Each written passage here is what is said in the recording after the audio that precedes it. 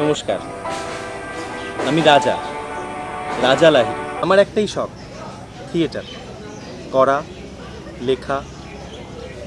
ছোটবেলা থেকে আমি যখন খুব ছোট তখন বাবার কোলে করে প্রথম স্টেজে ওঠা। তখন আমি কথাও বলতে পারতাম না। তারপর স্কুল, কলেজ এবং কলেজের পর থেকে নিয়মিতভাবে গ্রুপ থিয়েটার করে এসেছি।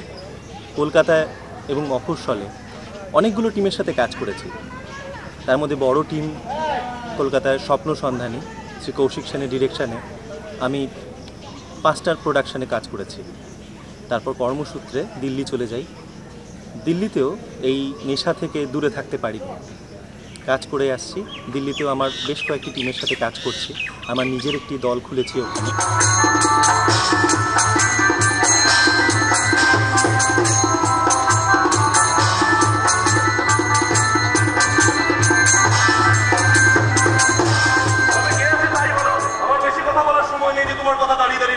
আপনাকে শুনতে কে বলেছে? যেখানে যাচ্ছেন সেখানে যান।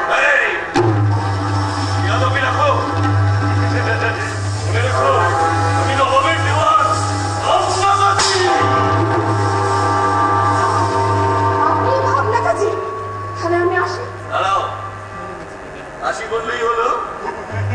তোমাকে দেখতে শুনতে মন্দ না। এই মাত্র গান গাইছিল কে তুমি না? আরেকখানা গাও।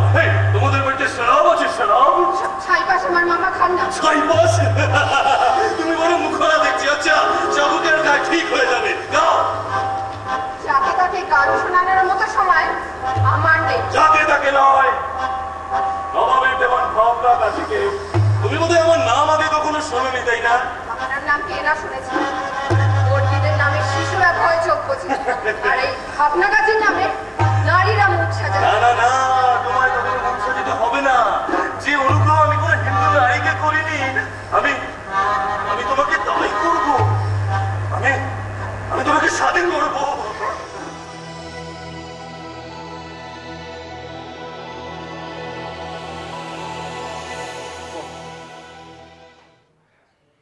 সম্পর্ক?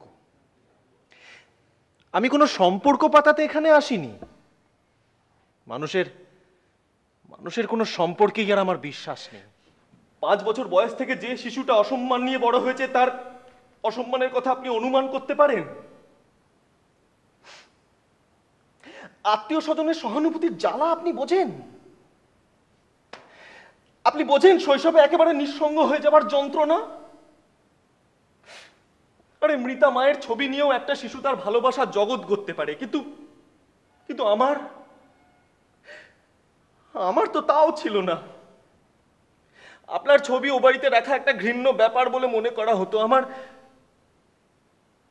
আমার এমন কোনো সম্বল ছিল না যাতে করে আমি ওই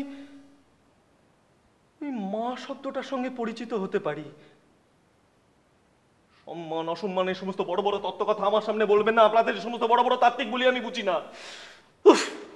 বউ বন্ধুর সঙ্গে পালিয়ে গেছে, আরেকজন বয়স্ক পুরুষ সেই পালানো বউয়ের ধ্যান করে বাকি জীবনটা কাটিয়ে দিল। আপনারা সবাই তুমি আমাকে অপমান করতে পারো না? এই 20টা বছর ধরে আপনারা আমাকে অপমান করেননি?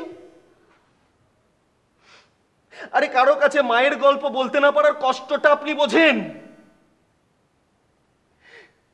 আমাকে দেখার জন্য স্কুলের বাইরে দাঁড়িয়ে থাকতেন, আর আমাকে একের পর এক স্কুল পাল্টাতে হয়েছে।